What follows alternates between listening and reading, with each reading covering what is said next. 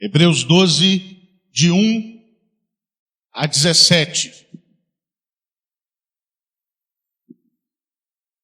Eu vou ler, peço que você tenha atenção à leitura e acompanhe, por favor. Portanto, também nós, visto que temos a rodear-nos tão grande nuvem de testemunhas, desembaraçando-nos de todo o peso e do pecado que tenazmente nos assedia, corramos com perseverança a carreira que nos está proposta, olhando firmemente para o autor e consumador da fé, Jesus, o qual, em troca da alegria que lhe estava proposta, suportou a cruz, não fazendo caso da ignomínia, e está assentado à destra do trono de Deus. Considerai, pois, atentamente aquele que suportou tamanha oposição dos pecadores contra si mesmo, para que não vos fatigueis, desmaiando em vossa alma. Ora, na vossa luta contra o pecado, ainda não tendes resistido até ao sangue, e estáis esquecidos da exortação que, como a filhos, discorre convosco. Filho meu, não menosprezes a correção que vem do Senhor, nem desmaies quando por ele és reprovado. Porque o Senhor corrige a quem ama e açoita a todo filho a quem recebe. É para a disciplina que perseverais. Deus vos trata como filhos. Pois que filho há que o pai não corrige? Mas, se estáis sem correção, de que todos se têm tornado participantes, logo sois bastardos e não filhos. Além disso, tínhamos os nossos pais, segundo a carne, que nos corrigiam e os respeitávamos. Não havemos de estar em muito maior submissão ao Pai espiritual e então viveremos? Pois eles nos corrigiam por pouco tempo, segundo melhor lhes parecia. Deus, porém, nos disciplina para aproveitamento, a fim de sermos participantes da sua santidade. Toda disciplina, com efeito, no momento não parece ser motivo de alegria, mas de tristeza. Ao depois, entretanto, produz fruto pacífico aos que têm sido por ela exercitados, fruto de justiça. Por isso, restabelecei as mãos descaídas e os joelhos trôpegos, e fazei caminhos retos para os pés, para que não se extravie o que é manco, antes seja curado. Segui a paz com todos e a santificação, sem a qual ninguém verá o Senhor. Atentando diligentemente, porque ninguém seja faltoso, separando-se da graça de Deus, nem haja alguma raiz de amargura que brotando vos perturbe, e por meio dela muitos sejam contaminados. Nem haja algum impuro ou profano, como foi Esaú, o qual por um repasto vendeu o seu direito de primogenitura.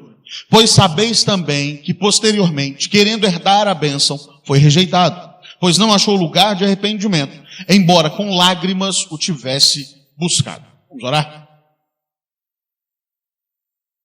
Pai, no nome de Jesus, seja o Teu Espírito Santo nosso guia nesse instante, ao refletirmos, ao meditarmos na Tua palavra bendita. Ó Deus, que o Senhor abra os nossos olhos espirituais para enxergar a beleza da graça do Senhor e entender o alto valor da Tua mensagem para a nossa vida. Nós oramos com gratidão e em submissão ao Senhor, em nome de Jesus. Amém. Nós estamos conversando sobre o tema geral, vencendo os inimigos da alma. Começamos falando de ansiedade e hoje vamos falar de amargura. Vencendo a amargura.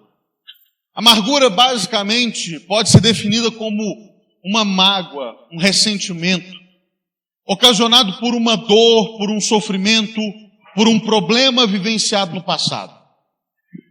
Um dos grandes problemas que a amargura tem é que, de maneira geral, aquele que vivencia a amargura acha que tem direito de vivenciar a amargura. Acha que tem razão. Geralmente quem vivencia a amargura acha que está no pleno exercício do seu direito. É totalmente justificável. Um exemplo prático que eu vi. Um amigo meu, amigo de seminário, e acho que já até mencionei essa história aqui um dia, chegou para mim, do nada, e falou assim: Arthur, quando eu me formar, eu quero começar meu ministério, e logo eu quero fazer faculdade de Direito, só para poder processar meu pai, porque ele nos abandonou quando eu era pequeno. Ele foi abandonado, e ele falou isso muito sério.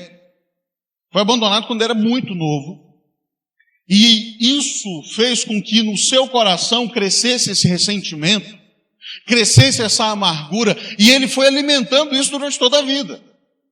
E chegou a esse nível, chegou a esse ponto. Eu quero justiça.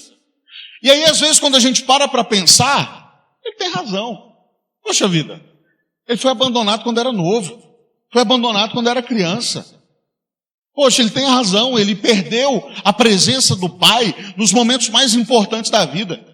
Ele perdeu a presença do pai quando ele começou a aprender a falar, começou a aprender a escrever, começou a dizer as primeiras frases completas. Ele tem razão. O pai dele tem que pagar de alguma maneira. E esse é o grande engano da amargura. Ela nos faz pensar que nós temos o direito de cobrar essas dívidas, que nós temos o direito de exigir esse pagamento, que nós temos o direito de exigir retribuição, restituição. Geralmente, quem é amargo na vida sempre vai se justificar. Ah, mas eu fui a vítima. Eu é que fui ofendido na história. Eu é que fui o alvo de todo o julgamento, de toda a crítica, de toda a maldade. Eu é que estou em desvantagem no meio disso tudo. Então, eu preciso de algum pagamento. Eu não posso ficar assim.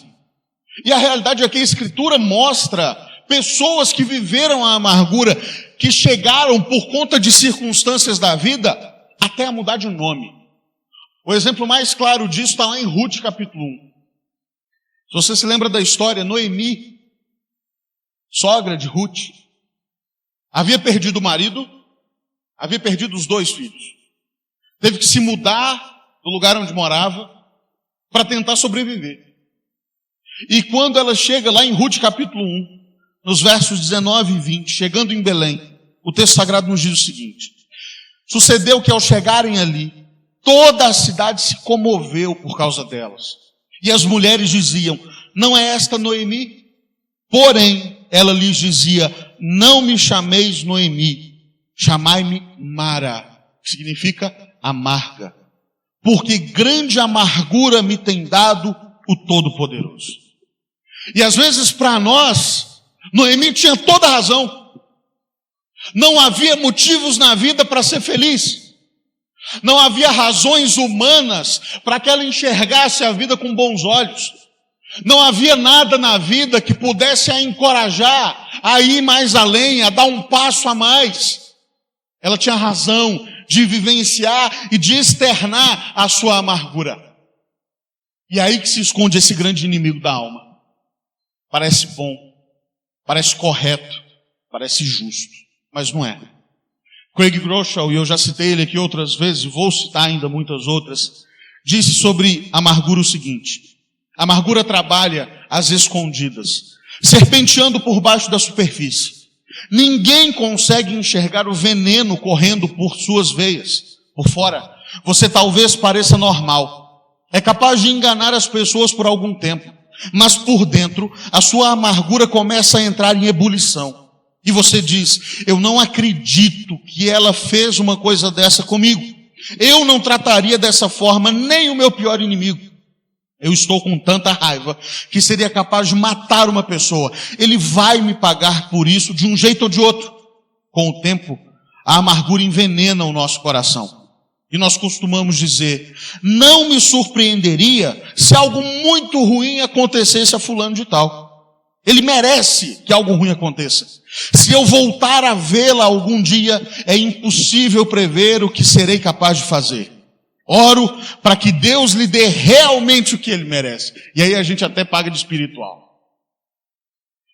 Eu não quero me vingar, mas eu quero que Deus faça alguma coisa. Então Deus vai pagar isso por mim. Deus vai retribuir, eu tenho certeza disso. Eu oro por isso.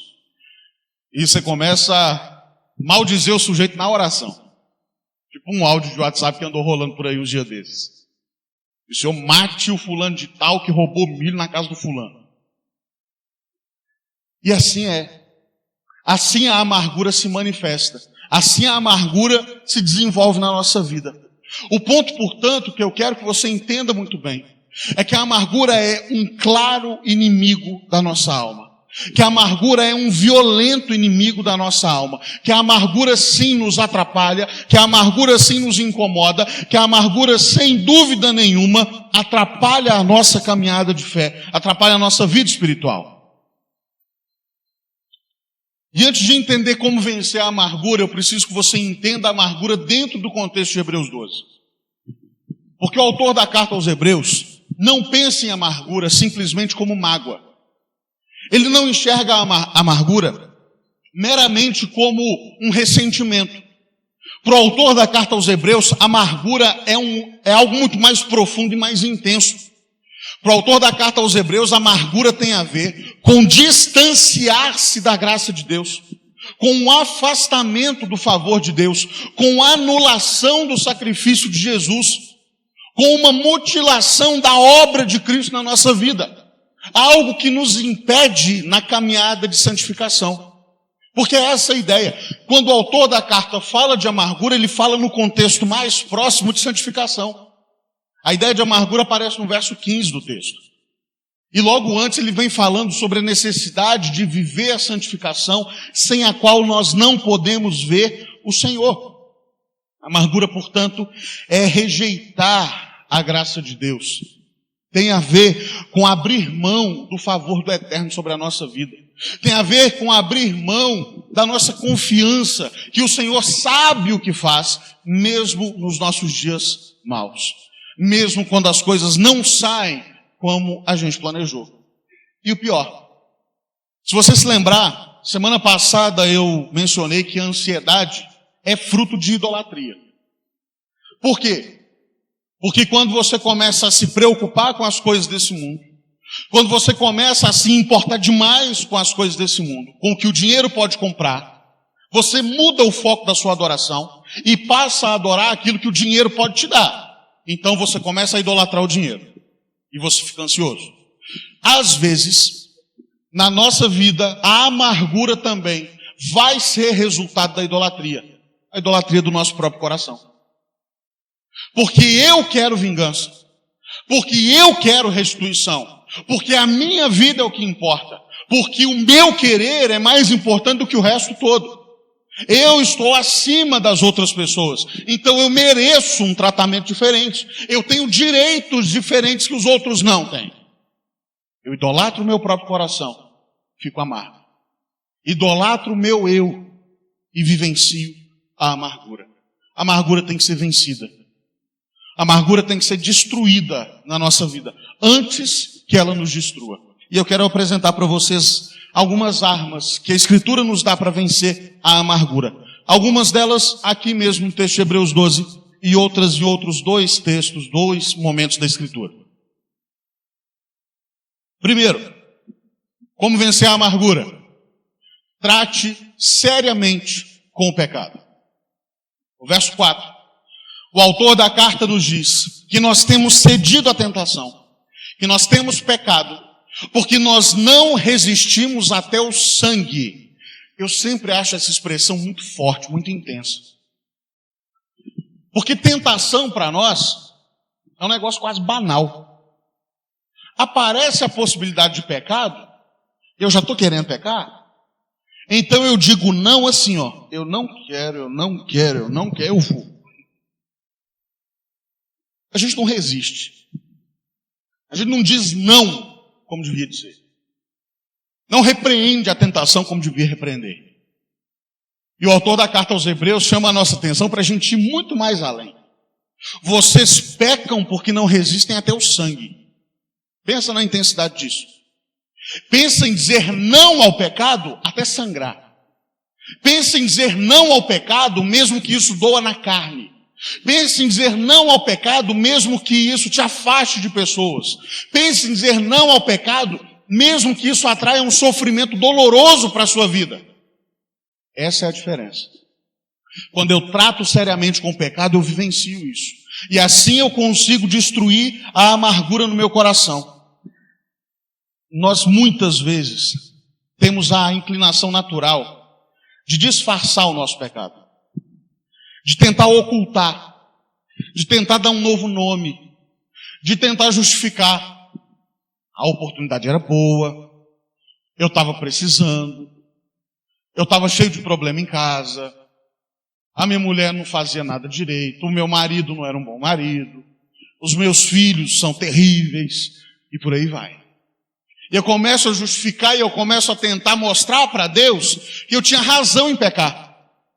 Como que esperando Deus olhar para mim e falar assim, realmente, você está certo. Tinha que pecar mesmo. Consegue imaginar Deus fazendo isso?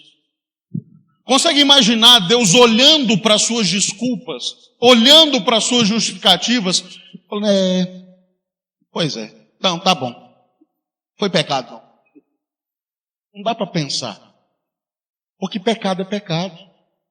Não interessa a circunstância, não interessa o momento da sua vida, não interessa a intensidade, não interessa quantas pessoas foram atingidas. Pecado é pecado. E tem que ser tratado como pecado.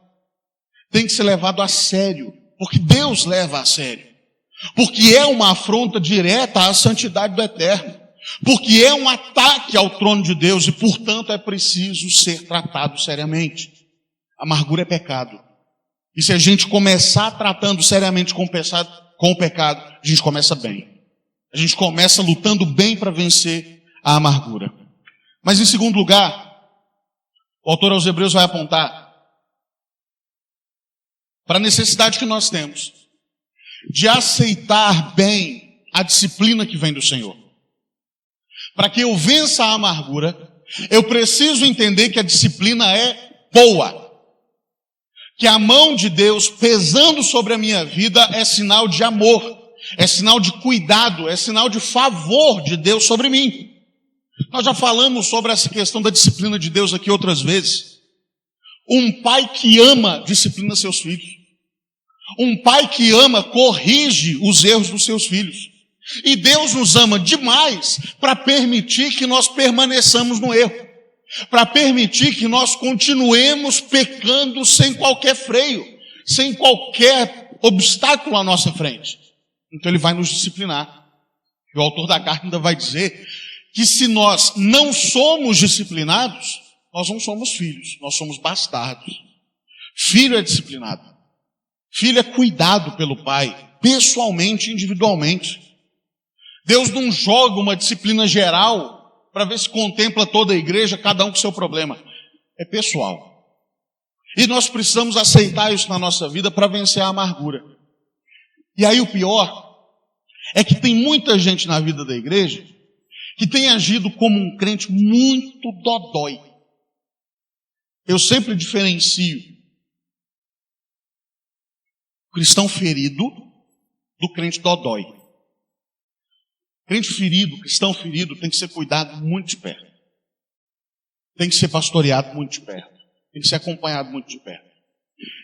Crente dodói, precisa levar umas cacetadas na cabeça para ver se toma rumo. Sabe o que é o crente dodói? É aquele que vive uma vida de pecado, está todo errado, vive fazendo besteira. Aí quando alguém da igreja vai chamar a atenção, vai chegar para ele e falar, irmão, essa conduta sua não está legal.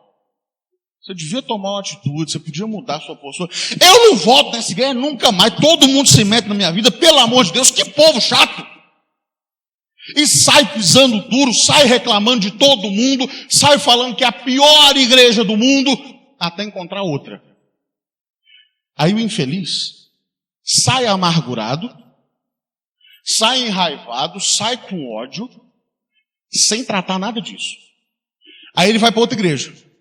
Aí ele chega na outra igreja e ninguém conhece. Tá tudo bem. Tá tudo legal.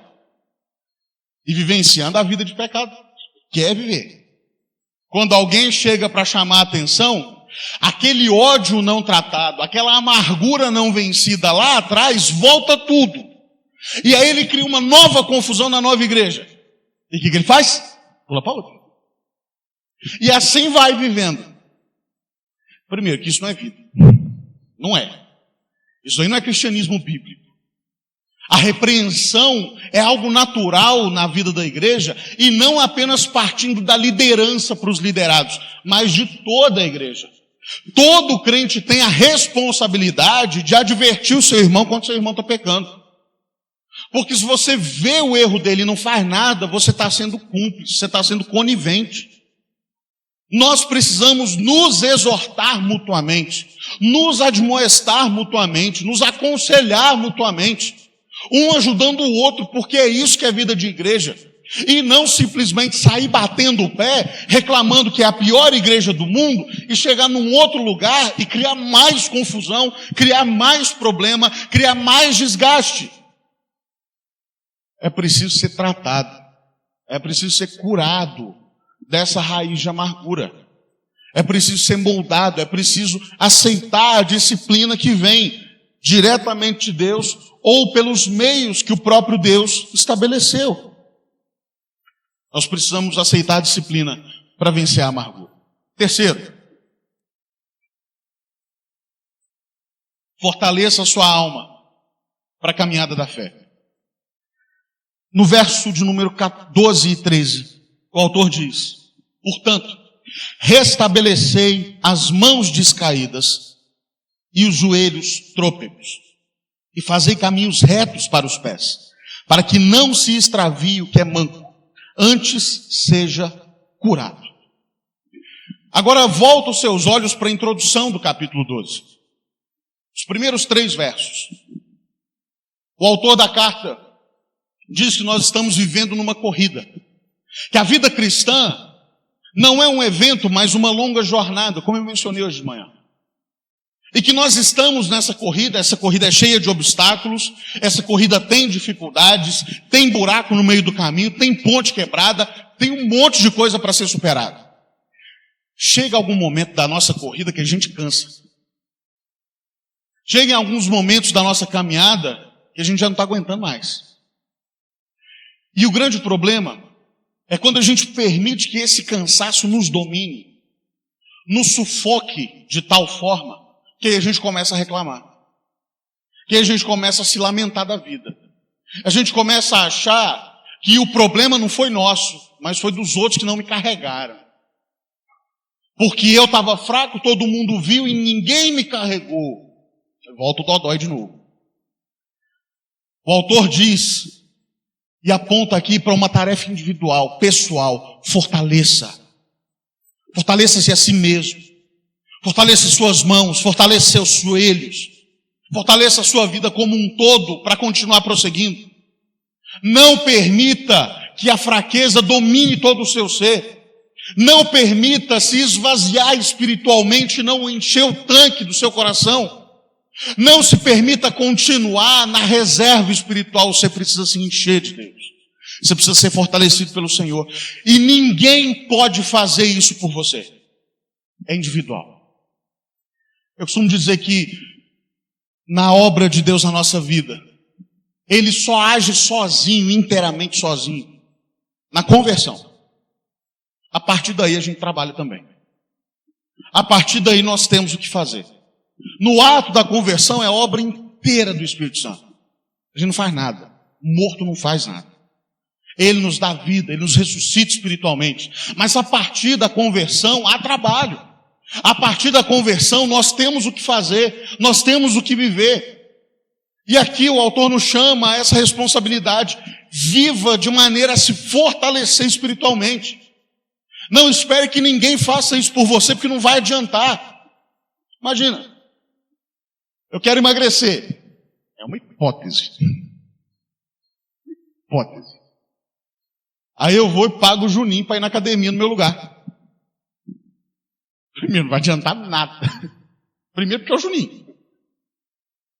Segundo, porque ele malhar no meu lugar não vai me emagrecer. Não vai resolver o meu problema.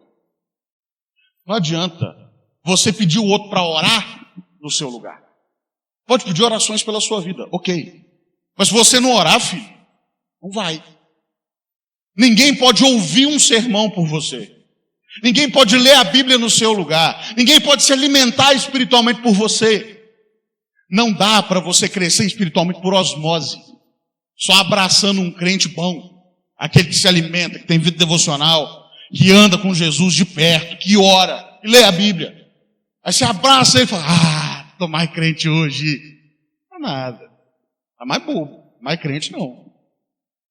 Você precisa de fortalecimento para a sua caminhada. Assim você vai conseguir vencer a amargura. Assim você vai conseguir triunfar sobre esse inimigo da alma. Pode ser, talvez você tenha chegado aqui hoje esgotado.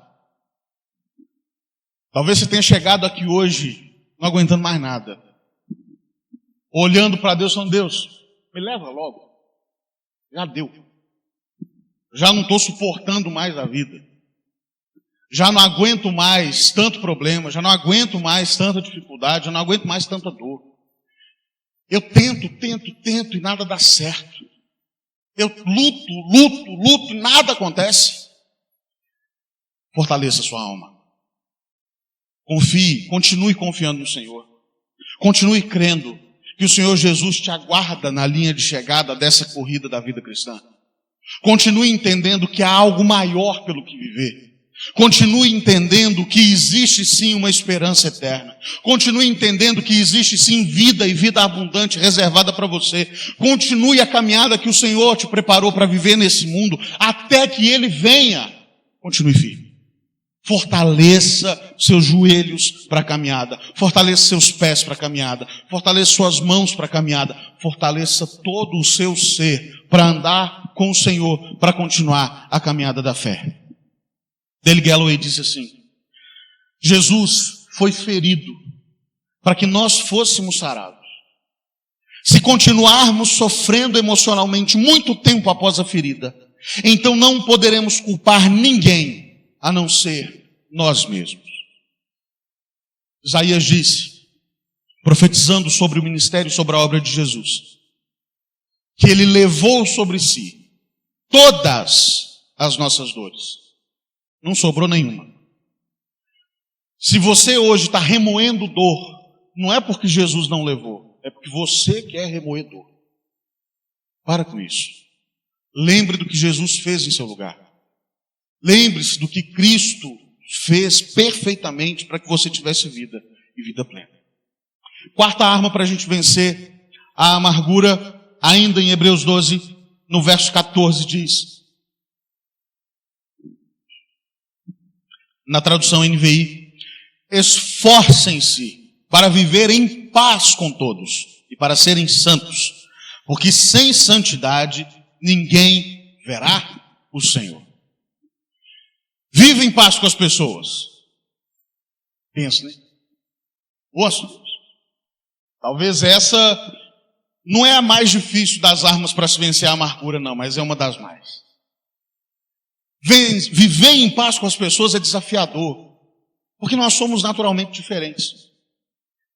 Nós somos criados em contextos diferentes, culturalmente diferentes, temos vidas diferentes. E viver em paz com o diferente é difícil, é desafiador. Agora, eu quero me dirigir a você, que talvez seja difícil de viver em paz com você. Tem gente que é difícil, mais do que o normal. O sujeito é reativo. Você não pode falar isso aqui com ele, ó. Aqui. Pá! A Norma assustou. Não pode falar nada. Ele estoura, do nada. Você não pode aconselhar, falar, ô irmão, quem que foi? Calma, filho. Calma, amigo. Não precisa estourar. Precisa ser quentão assim. Calma. Às vezes, o problema está mais em você, você que não está percebendo. Você está sendo reativo demais. Está estourando fácil demais. Está explodindo fácil demais. Precisa repensar a sua forma de viver a vida. Precisa melhorar sua cabeça um pouco, precisa melhorar seu coração, precisa melhorar suas emoções. Por que você está tão reativo assim? Por que você está se estressando tão facilmente? Por que você está explodindo com tanta facilidade com quem não tem nada a ver com o problema que você está vivendo? Toma cuidado. Aprenda a viver em paz. Eu acho interessante a maneira como foi traduzido o texto na NVI, porque o verbo utilizado mostra que viver em paz não é fácil. Esforcem-se para viver em paz. Se fosse fácil, não precisava de esforço. Se fosse fácil, não dava trabalho. Se fosse fácil, não demandava de nós energia, emoções. Não gastava a gente. Mas é difícil, só que não é impossível. Se fosse impossível, não era mandamento. Se fosse impossível, não estava aqui para a gente viver. Então, se é possível, pelo poder do Espírito que habita em mim, eu posso. Se é possível, pela força do Espírito Santo em mim, eu consigo viver em paz com as pessoas. E isso vai depender mais de você do que do outro. Então você precisa fazer uma resolução. À luz daquilo que Paulo escreveu em Romanos 12. Lá em Romanos 12, Paulo diz assim: não torneis a ninguém mal por mal. Esforçai-vos por fazer o bem perante todos os homens. Se possível, quanto depender de vós, tende paz com todos os homens. Aí você precisa fazer essa resolução no seu coração. No que depender de mim, eu não vou criar caso. No que depender de mim, eu não vou estourar. No que depender de mim, eu não vou me estressar. No que depender de mim, eu vou buscar a paz. No que depender de mim, eu vou buscar a reconciliação. No que depender dos meus esforços, da minha vida, da minha caminhada, eu vou viver em paz com as pessoas. Comece em você. Comece em você. Até aqui a gente caminhou em Hebreus 12. Entendendo essas armas para a gente vencer a amargura. A ansiedade foi domingo passado. Agora eu quero que você volte sua Bíblia lá para Jeremias, capítulo 15. Nós não vamos ler o texto, mas eu quero te mostrar o que está acontecendo aqui.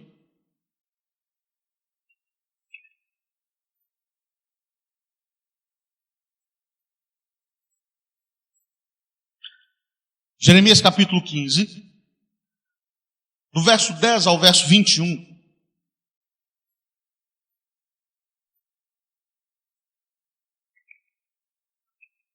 O que está acontecendo?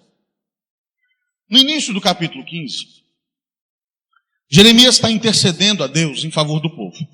O povo estava andando errado, o povo estava vivendo longe da vontade de Deus, não estava andando no caminho de Deus, tudo errado. Deus fala: eu vou julgar o povo, vou pesar a mão. Jeremias vai para Deus. Deus, não pesa não, perdoa o povo, alivia. Moisés vivenciou isso um bom tempo antes. Deus aliviou. Deus não pesou a mão. Só que com Jeremias, no contexto de Jeremias, Deus falou: não, eu vou punir sim. Vou disciplinar sim. Chega, Jeremias, já deu. Já passou do limite. O povo já fez besteira demais. Precisa de uma correção. Precisa de uma mudança. Precisa de uma transformação. Precisa da disciplina. Ok. Aí Jeremias vai orar. E essa é a quinta arma que você tem para vencer a amargura. Ore. Converse com Deus. Porque uma das orações que mais me chama a atenção em toda a Escritura é essa. Porque Jeremias abre o coração diante de Deus de uma maneira tão extraordinária, falando coisas que às vezes a gente não tem coragem de falar na oração. Rasgando mesmo a alma diante do Senhor. Abrindo o jogo, falando: Deus, eu estou fazendo tudo o que eu posso. Eu estou fazendo a vontade do Senhor. Eu estou cumprindo o que eu tenho que cumprir. Por que nada dá certo? Por que as coisas estão indo mal? Por que o Senhor não ouve? Por quê? Abra o seu coração diante de Deus. Não hesite. Jeremias está começando a viver a amargura, mas antes que essa amargura tome conta do seu coração, ele corre para Deus. Ele busca o Senhor. Você precisa de oração. Você precisa manter uma vida de oração contínua. Isso vai te prevenir de permitir que a amargura tome um grande espaço na sua vida. Encha o seu coração. Jeremias era humano, Jeremias tinha seus defeitos, tinha seus problemas. Mas aqui ele abre o jogo com Deus como um filho falando para um pai. E o mais extraordinário, em momento algum, Deus repreende Jeremias por abrir o coração diante dele. Em momento algum, Deus olha para Jeremias e fala assim: cala a boca, menino, moleque. Deus está disposto a ouvir. Deus está disposto a ouvir o seu lamento. Deus está disposto a ouvir a sua queixa. Deus está disposto a ouvir o seu clamor.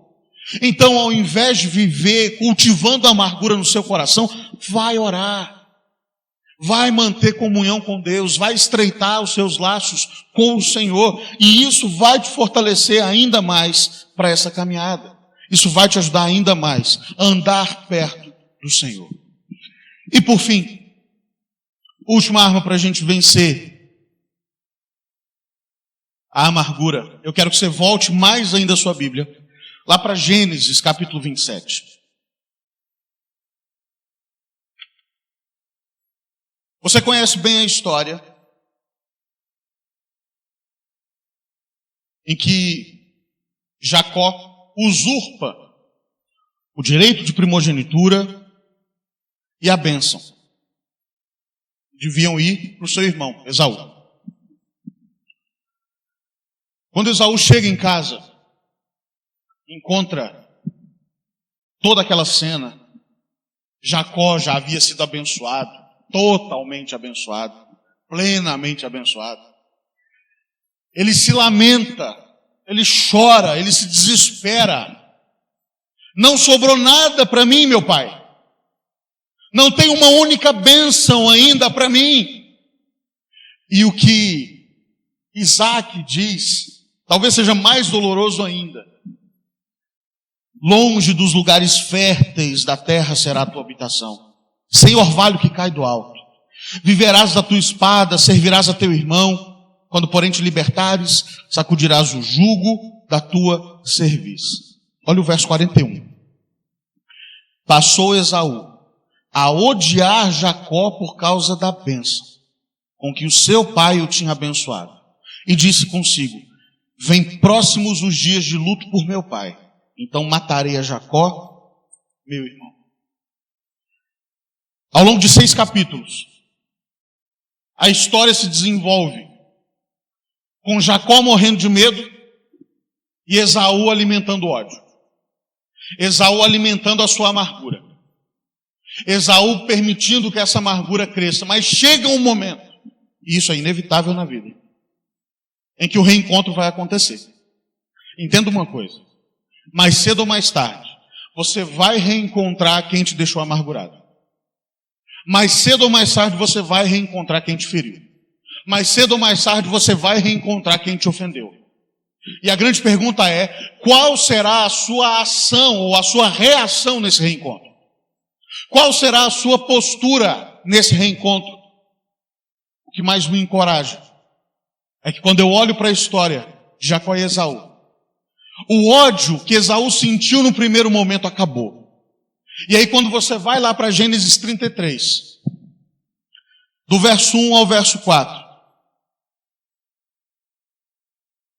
Jacó morrendo de medo, vendo Esaú ainda longe, o texto diz: levantando Jacó os olhos, viu que Esaú se aproximava, e com ele 400 homens. Então passou os filhos a Lia, Raquel e as 2 servas. Pôs as servas e seus filhos à frente, Lia e seus filhos atrás deles, e Raquel e José por últimos.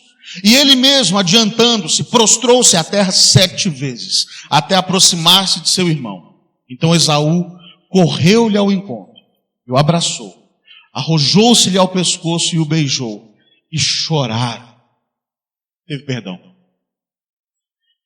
Essa é a arma mais difícil para vencer a amargura. Mas essa é indispensável. Você precisa andar no caminho do perdão. A amargura se vence com perdão. Aquele que te ofendeu lá atrás, aquele que te prejudicou, aquele que te humilhou lá atrás, você precisa perdoar. Porque o perdão vai te libertar. O perdão vai te fazer andar de maneira mais leve. O perdão vai te dar condições de se relacionar com as pessoas. Eu não sei o que é o seu passado. Eu não sei quem te ofendeu, eu não sei quem te fez mal na vida. Mas eu sei de uma coisa: você ofendeu ao Senhor. Você desafiou a Deus, mas Deus te perdoou. Deus foi generoso com você. Deus enviou o Filho amado, Cristo Jesus, para vir a esse mundo te restaurar, te dar vida plena. Ele te perdoou de uma maneira indizível, extraordinária, incrível. Você não tem direito de reter perdão. Você não tem direito de guardar no seu coração ainda espaço para a amargura. O perdão é que vai te libertar para uma nova vida.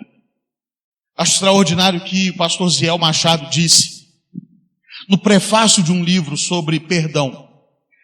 Ele disse que o perdão torna as relações humanas possíveis. A exemplo da função que a graxa cumpre na lubrificação das engrenagens, o perdão possibilita que tenhamos êxito ao nos relacionarmos uns com os outros. Sem a dinâmica do perdão, a vida seria impossível, não apenas em relação às pessoas, mas também em relação a nós mesmos. E aí, eu olho para Jesus, o Cristo que, de acordo com Hebreus 12, não fez caso da vergonha, e foi para a cruz, e se entregou, e foi humilhado, e foi cuspido, e foi ofendido, e foi blasfemado. E esse Cristo, na cruz, no meio da mais intensa dor, ao invés de cultivar a amargura no seu coração, olhou para o céu e disse: Pai, perdoa-lhes. Ali Cristo libera perdão, ao invés de cultivar a amargura. Olha para Jesus, olha para o exemplo, olha para a vida, olha para a obra de Cristo e perceba que existe lugar para perdão, não apenas lugar, mas necessidade. Para vencer a amargura você precisa perdoar. Para vencer a amargura você precisa liberar esse peso que está no seu coração. Quero te convidar a curvar sua cabeça nesse instante e orar ao Senhor. E a pedir ao Senhor para, às vezes, te relembrar ou te mostrar para quem você precisa liberar perdão. Quem te fez mal? Quem te ofendeu? Quem te humilhou? Quem não fez ou não cumpriu as suas expectativas? Quem? Ore ao Senhor nesse instante. Peça para Deus te mostrar e te ajudar a liberar perdão. O perdão não é humano, o perdão é divino. Não é natural em nós. Mas o Espírito Santo é poderoso para nos fazer perdoar. O Espírito Santo é generoso em nos capacitar a perdoar. E é uma incoerência grande demais nós sermos perdoados de tão grande pecado, de tão grande erro, e sermos incapazes de liberar perdão. Ó Deus, no nome de Jesus, nós nos colocamos diante do Senhor, constrangidos com teu amor. Ó Deus, é extraordinário demais, é poderoso demais. Deus, nós te agradecemos porque esse amor nos alcança, nos perdoa, nos liberta e nos transforma. Nos faz, ó Deus, novas criaturas para viver nova vida. Ó Deus, em nome de Jesus, nos ajuda a vencer a amargura. Nos ajuda a triunfar sobre esse inimigo da nossa alma. Nos ajuda a enxergar isso como um real problema. Mas entender também que em Ti nós temos a solução para esse problema. Ó Deus, nos dá graça de perdoar. Nos ajuda a entender como fomos perdoados e como, portanto, podemos perdoar. Fortalece a nossa fé. Em nome do Senhor Jesus. E que o amor de Deus, nosso eterno e bondoso Pai, a graça maravilhosa e perfeita de Cristo Filho, e as consolações benditas do Espírito Santo, sejam sobre vós, irmãos, e sobre todo o povo de Deus, hoje e sempre. Amém e amém. Jesus te abençoe.